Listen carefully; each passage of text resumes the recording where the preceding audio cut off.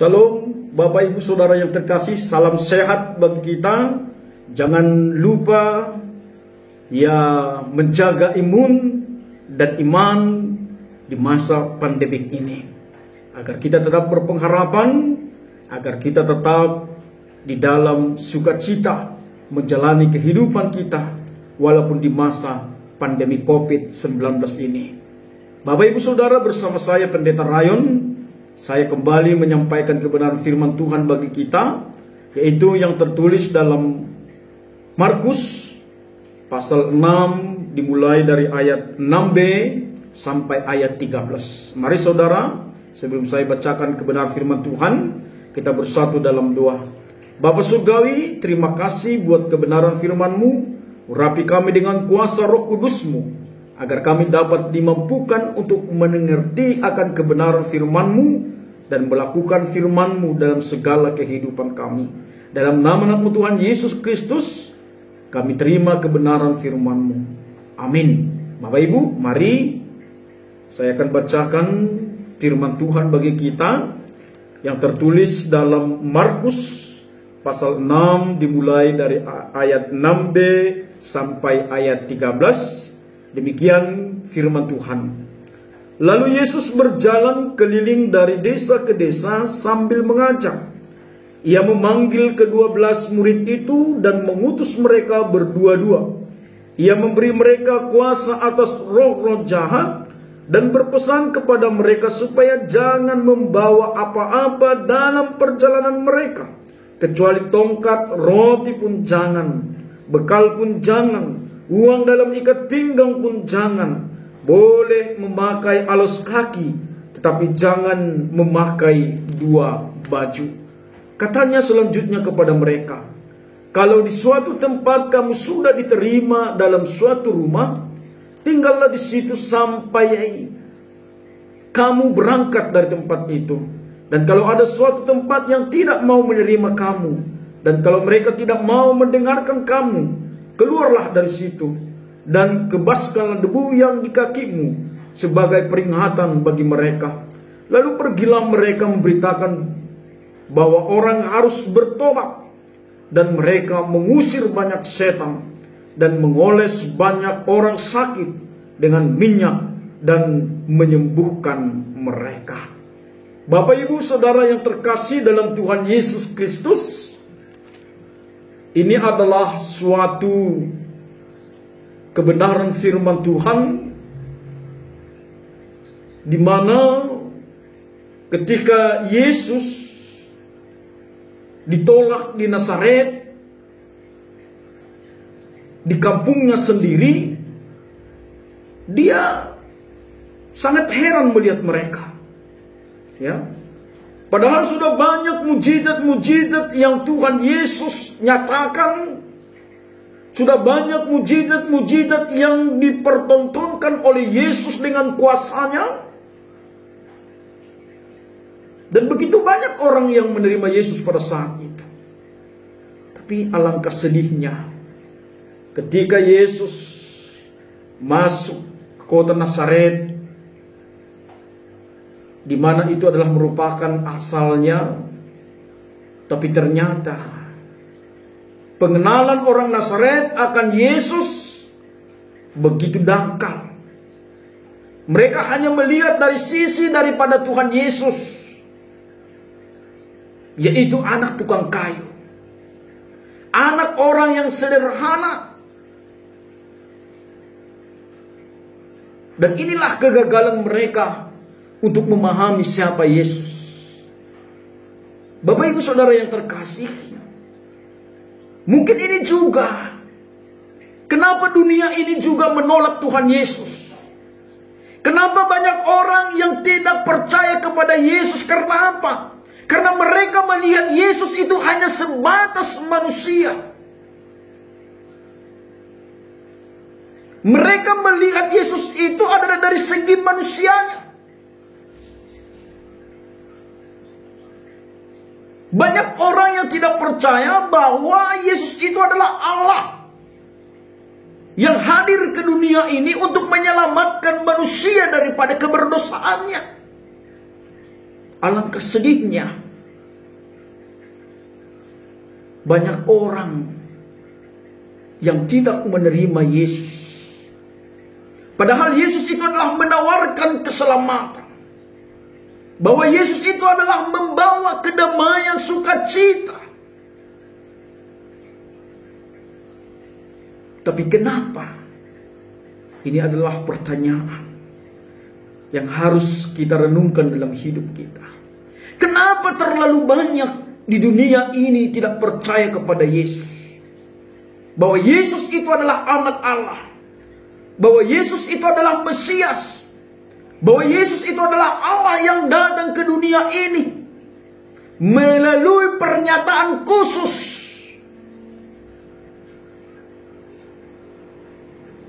Bapak, Ibu, Saudara yang terkasih dalam Tuhan Yesus Kristus.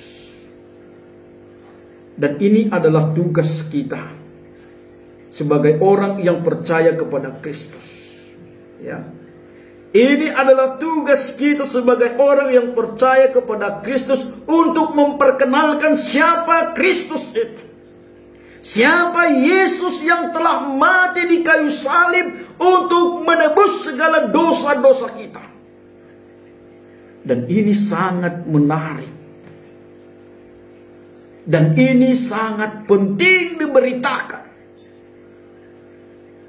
Sehingga orang yang menerima Yesus akan diselamatkan. Karena di luar Yesus tidak ada keselamatan. Karena Yesuslah satu-satunya jalan keselamatan. Dialah kebenaran itu. Karena orang yang percaya kepada Yesus, dia akan dibenarkan. Dan orang yang percaya kepada Yesus, dia akan diselamatkan. Dan orang yang percaya kepada Yesus, dia akan diberkati menjadi berkat. Dan dia akan dikuatkan untuk menjalani kehidupan ini walaupun banyak tantangan yang dia hadapi. Sama dengan ke-12 rasul yang diutus oleh Tuhan Yesus. Walaupun Nazaret menolak dia, tapi Tuhan Yesus tidak berhenti dengan situasi itu. Walaupun dia ditolak di Nazaret, tapi Yesus bertolak lebih jauh untuk menyampaikan keselamatan itu. Untuk menyampaikan kabar sukacita itu. Memang Yesus heran, ya.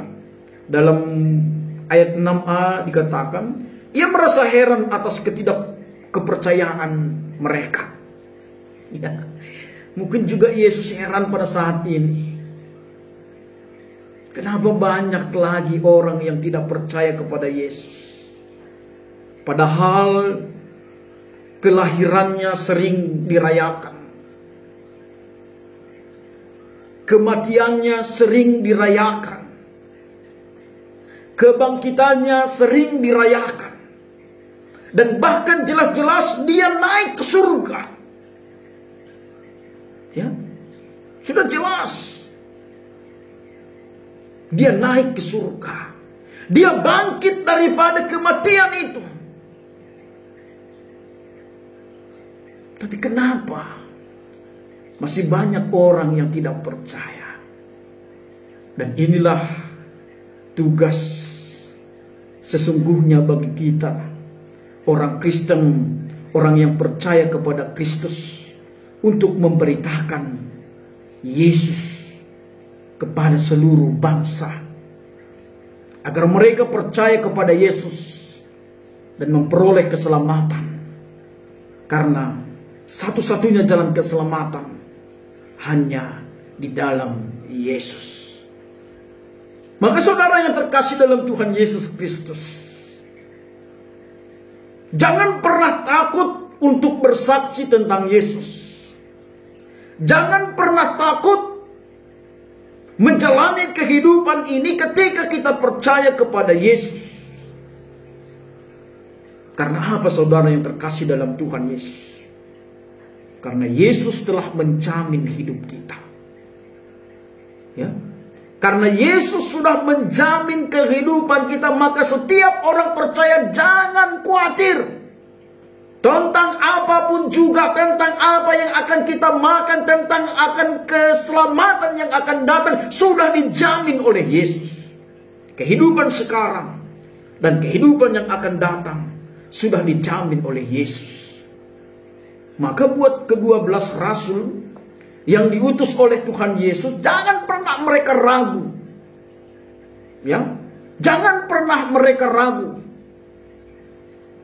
Karena ketika Yesus menyuruh mereka, Yesus juga yang akan memperlengkapi mereka. Karena di dalam Yesus kita mampu untuk bertahan menjalani kehidupan ini. Karena bersama Yesus kita akan tetap merasakan sukacita. Karena di dalam Yesus ada pengharapan. Dan orang percaya tidak akan pernah putus asa. Dan orang percaya tidak pernah galau walaupun banyak tantangan. Maka saya kurang setuju kalau orang Kristen memakai kata-kata galau dalam hidupnya. Banyak orang mengatakan aku lagi galau. Tidak. Orang percaya tidak boleh galau. Kegalauan itu bukanlah milik orang percaya.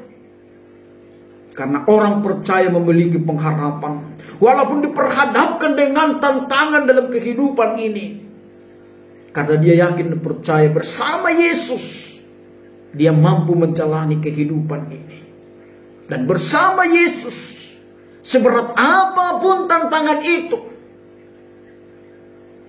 kita dimampukan untuk melewati itu. Dan kita tidak akan pernah putus asa. Dan bahkan kita makin berani untuk menyatakan kebenaran firman Tuhan. Maka saudara yang terkasih dalam Tuhan Yesus Kristus, memang sering ada kekhawatiran dalam hidup kita. Ya, itu manusiawi memang.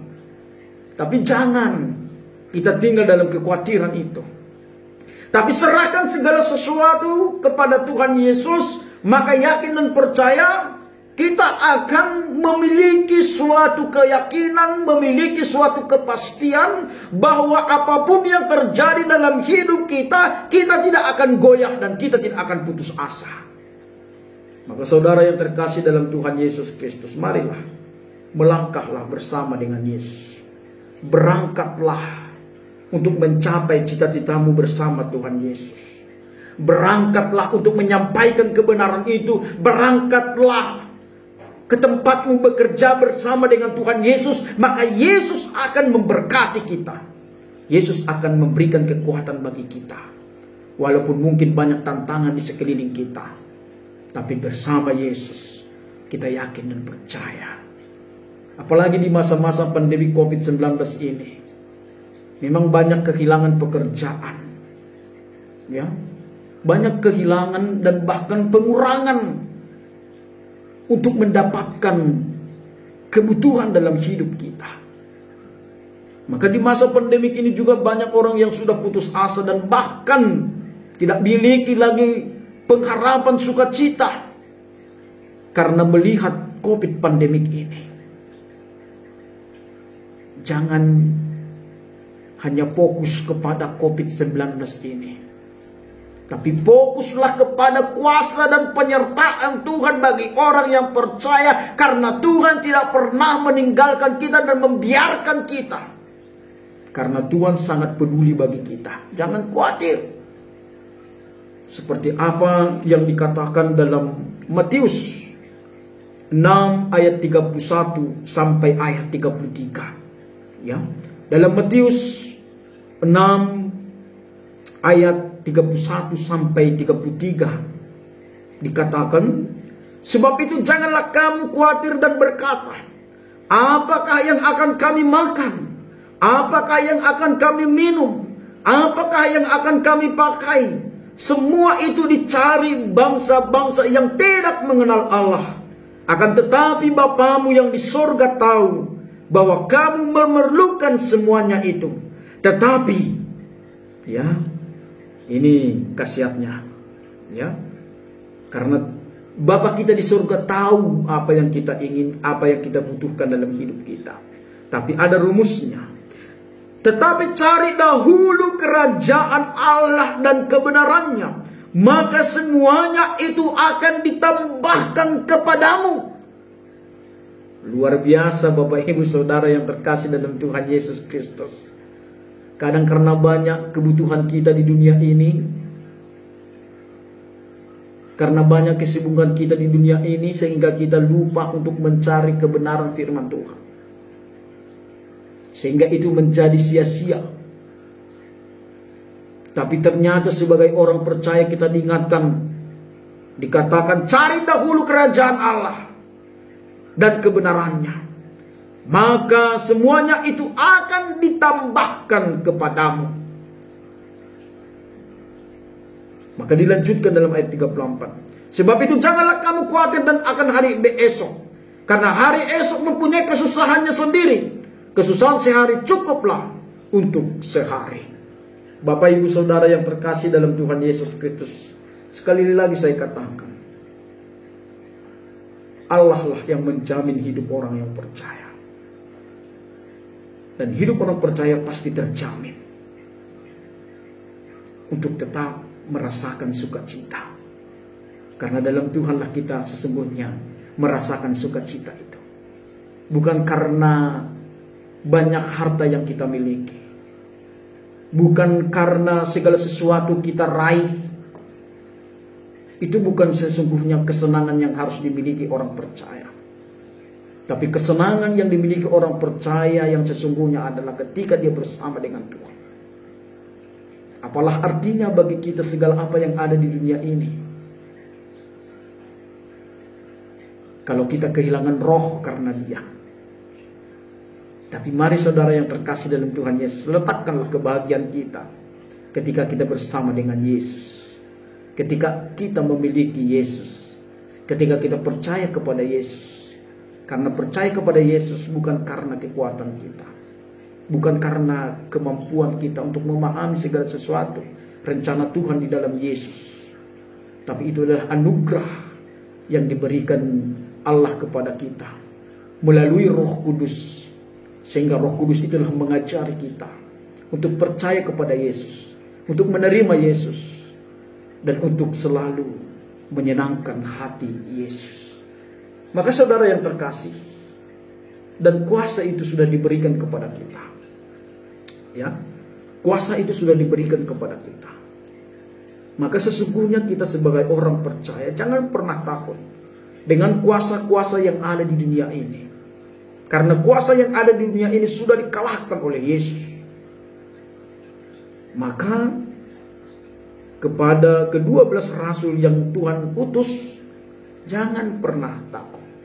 Ya, jangan pernah takut. Beritakan aja firman Tuhan. Maka yakin dan percaya Tuhan akan pelihara kita. Maka ini taufik dari khotbah kita ini, yaitu pergi dan beritakan firman Tuhan. Pergi, ya. Orang yang percaya harus aktif untuk memberitakan kebenaran firman Tuhan itu, bukan hanya mengetahui firman Tuhan itu dan berdiam diri. Tapi ketika kita mengetahui kebenaran firman Tuhan itu dan percaya kepada Yesus, maka kita harus pergi memberitakan tentang Yesus itu.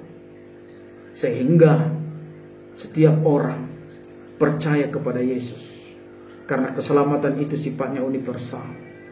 Keselamatan itu disediakan oleh Allah kepada seluruh umat manusia, kepada seluruh ciptaan Tuhan.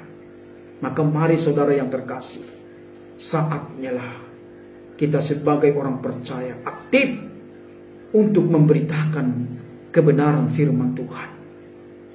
Memberitakan firman Tuhan bukan hanya sebatas mungkin berkhotbah, ya, tapi memberitakan firman Tuhan itu yang terpenting adalah melalui teladan yang kita berikan, yang kita tunjukkan dimanapun kita berada. Tunjukkanlah teladan yang baik, seperti Yesus selalu menunjukkan teladan yang baik. Walaupun kadang orang tidak merespon dia dengan baik, tapi dia tetap memberikan teladan yang baik.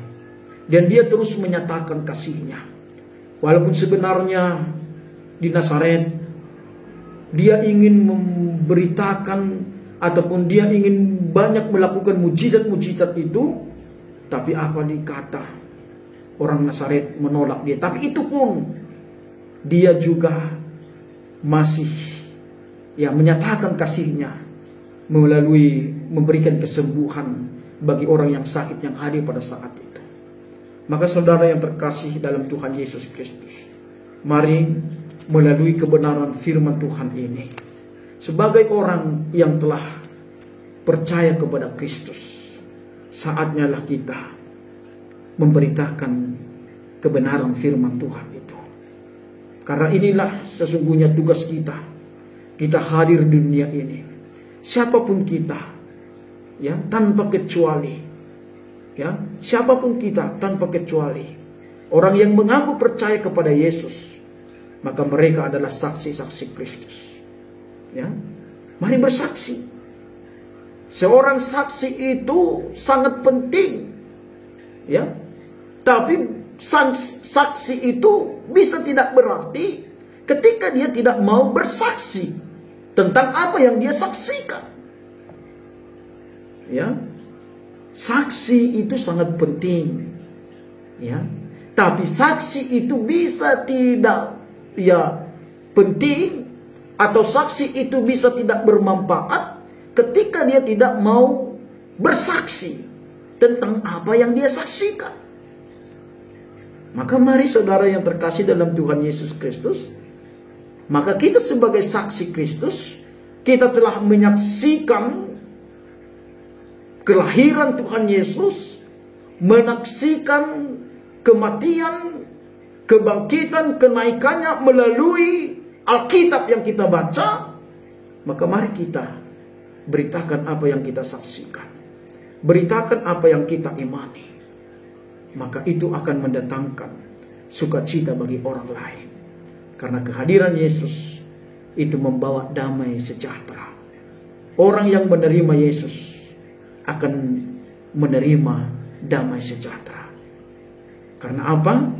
Karena orang yang menerima Yesus akan dikuatkan. Orang yang menerima Yesus akan dipulihkan ketika dia mengalami banyak tantangan dalam hidupnya. Dan orang yang menerima Yesus akan dikuatkan menjalani kehidupan ini.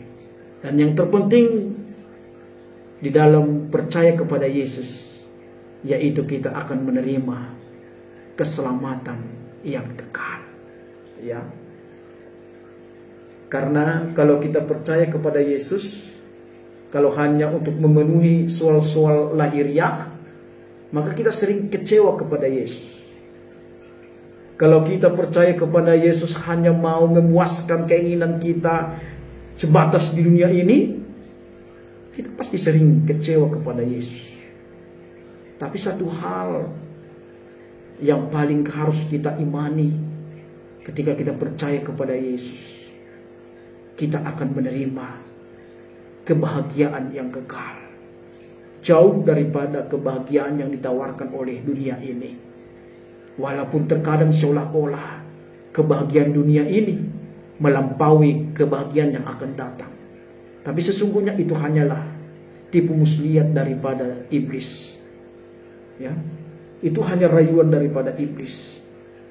Karena kita akan terus haus di dunia ini. Kita akan terus haus dan tidak akan terpuaskan oleh dunia ini. Maka kendalikan diri kita. Hiduplah dalam Kristus. Karena ketika kita hidup dalam Kristus, kita dapat bersyukur. Dan orang yang bersyukurlah orang yang bersuka cita dalam hidupnya. Karena dia tidak akan terus menuntut dan menuntut. Tapi dia mengimani dan mengamini apa yang ada dalam dia pada saat ini. Itu adalah sukacita bagi dia pada saat ini. Dan dia pasti memiliki pengharapan hari ini atau hari esok akan lebih indah daripada hari ini. Karena sebelum kita masuk hari esok, Allah telah menyediakan yang apa yang kita perlukan. Sama dengan Rasul yang Yesus utus. Jangan membawa bekal apapun. Karena ketika mereka masuk ke seluruh desa-desa, maka Yesus akan mempersiapkan apa yang mereka butuhkan. Dan Yesus mengatakan, Yesus akan memberkati orang yang menerima mereka. Dan Yesus akan memberkati orang yang menyambut mereka. Dan itulah berita sukacita bagi kita. Ketika kita menerima Yesus dalam hidup kita akan diberkati. Maka saudara yang terkasih, mari pergi dan beritakanlah firman Allah, agar setiap manusia, setiap ciptaan Tuhan merasakan damai sejahtera daripada Tuhan. Karena Yesus telah memperdamaikan kita dengan Allah Bapa. Sehingga kematian itu bukanlah hal yang sangat menakutkan, tapi kematian itu adalah suatu hal yang sangat menguntungkan. Karena apa? Karena itu adalah jembatan bagi kita untuk bersama dengan Tuhan Yesus di dalam kekekalan. Maka saudara yang terkasih, mari melalui firman Tuhan ini, semangat penginjilan, semangat untuk menyampaikan kebenaran firman Tuhan, itu harus kita tingkatkan. Karena apa? Karena sudah banyak sekarang orang yang stres. Sudah banyak orang sekarang khawatir karena pandemi COVID-19 ini. Ya, sudah banyak orang ragu untuk datang ke gereja. Ini adalah pergumulan yang sangat berat pada saat ini. Ya. Memang kita diajarkan untuk berhikmat. Maka saudara yang terkasih, mari. Momen ini sangat penting untuk menyampaikan firman Tuhan itu. Sehingga orang terhibur, orang kembali memiliki pengharapan, semangat hidup. Walaupun mungkin melalui pandemik ini banyak kehilangan keluarga, kehilangan istri, kehilangan suami, kehilangan anak-anak, dan kehilangan sanak saudara. Tapi mari bangkit bersama Kristus. Kita kalahkan situasi COVID-19 yang menyedihkan. Tapi yakin dan percayalah, dalam Yesus kita akan dikuatkan. Dan di dalam Yesus kita akan terus dipelihara. Dan kita akan dibawa kepada sukacita yang sesungguhnya yang harus kita miliki, yaitu sukacita yang kekal. Maka inilah firman Tuhan yang boleh saya sampaikan kepada kita semua. Sekali lagi saya katakan, mari bangkit, semangatlah. Walaupun banyak tantangan yang kita hadapi, walaupun banyak penolakan-penolakan, kegagalan yang kita hadapi, tapi sebagai orang percaya, bangkit, semangat. Karena hari esok lebih indah daripada hari ini, ketika kita bersama dengan Yesus. Amin. Salam bagi kita semua.